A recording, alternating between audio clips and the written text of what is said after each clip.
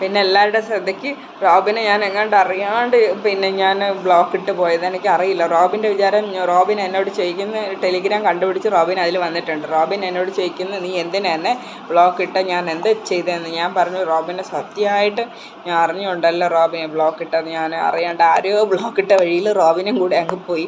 അതുപോലെ ആരെങ്കിലുമൊക്കെ പോയിട്ടുണ്ടോ എന്ന് എനിക്കറിയില്ല. I am very very sorry. അങ്ങനെ പോയിട്ടുണ്ടെങ്കിൽ വല്ല കൂറകളെയൊക്കെ ഞാൻ ഒഴിവാക്കി വിടാറുള്ളൂ. പിന്നെ കാരണം കൂറകളോട് എനിക്കൊന്നും പറയാനില്ല. കാരണം അതൊക്കെ പിന്നെ ഡിസോർഡർ ആണെന്ന് എനിക്കറിയാം. അതുങ്ങൾ പോയി ഹോസ്പിറ്റലിൽ ഡോക്ടറെയാണ് കാണേണ്ടത്. ഞാനത് പറഞ്ഞു വിടാറുണ്ട്. പിന്നെ ചിലർ വീട്ടിൽ കാണിക്കുന്നതല്ലേ നമ്മളോട് വീട്ടുകാർക്കേ വേണ്ട. ഇതുങ്ങളെയൊക്കെ പിന്നെ നാട്ടുകാർക്കും ഭാരം ഭൂമിക്കും ഭാരമായിട്ട് കുറേ ഉണ്ട്, പറഞ്ഞിട്ട് കാര്യമില്ല.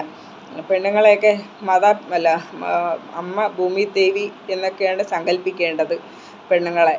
ഇതൊന്നും കാണിക്കാണ്ട് ഭാര്യേനെ ചേട്ടൻ അങ്ങനെയൊന്നും കാണണ്ട, ദേവിയായിട്ടൊന്നും എടുത്തണ്ട്. ചേട്ടൻ ഭാര്യനെ ഭാര്യയായിട്ട് കണ്ടാൽ അത് പ്രേമിക്കുന്ന ചെക്കന്മാർ ആ പെണ്ണിനെ ലവറായിട്ട് കാണുക എന്ന് വെച്ച് മിസ്ബിഹേവ് ചെയ്യാണ്ടിരിക്കുന്ന നല്ലത്. ഒരേ പെൺപിള്ളേർ കല്യാണം കഴിഞ്ഞതിന് ശേഷം നിങ്ങൾ എന്തോ ചെയ്തോ അതിന് മുന്നേ ചെയ്ത് വെറുതെ ശാപങ്ങളൊന്നും വലിച്ചാരിയിട്ട് ചെയ്യുന്നുണ്ടെങ്കിൽ ആ പെണ്ണിനെ കെട്ടാൻ ശ്രമിക്കുക. പിന്നെ ഓരോരുത്തർ ഇഷ്ടം കേട്ടോ, ഞാൻ അതിലൊന്നും പറയുന്നില്ല.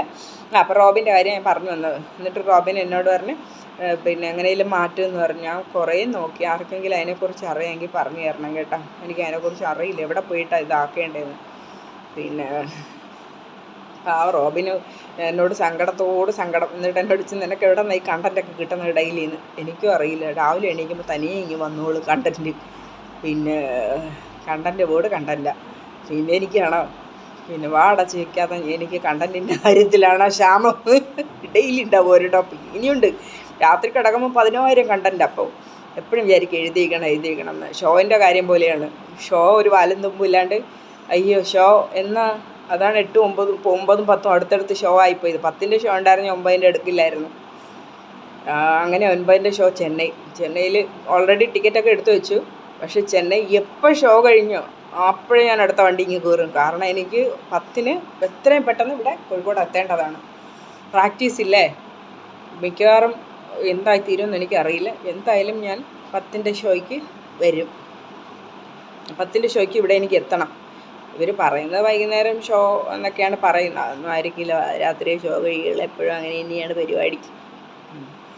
അപ്പോൾ ആ ഷോ മിനി സ്കേർട്ട് ഇട്ടിട്ട് ഒരു ഡ്രസ്സ് ഇട്ടില്ലേ, അവരുടെയാണ് ഫാഷൻ സൂം എന്ന് പറയുന്നവരുടെ ആ ഒരു കമ്പനീൻ്റെ മോഡലായിട്ട് ഇറങ്ങുന്നത് ഒരു ചേച്ചി. ഇന്നലെ ചേച്ചി ഞാൻ അങ്ങല്ല ചേച്ചി, 0 അല്ല ചേച്ചി, ഞാൻ 0 സൈസ് അല്ല ചേച്ചി, എനിക്ക് അങ്ങനെ 0 ആവണ്ട ചേച്ചി, ഇങ്ങനെ വേണ്ട ചേച്ചി, എനിക്ക് ഇഷ്ടമല്ല. ചേരുവോടാ ഞാൻ അങ്ങനെ ഇരുന്നാൽ?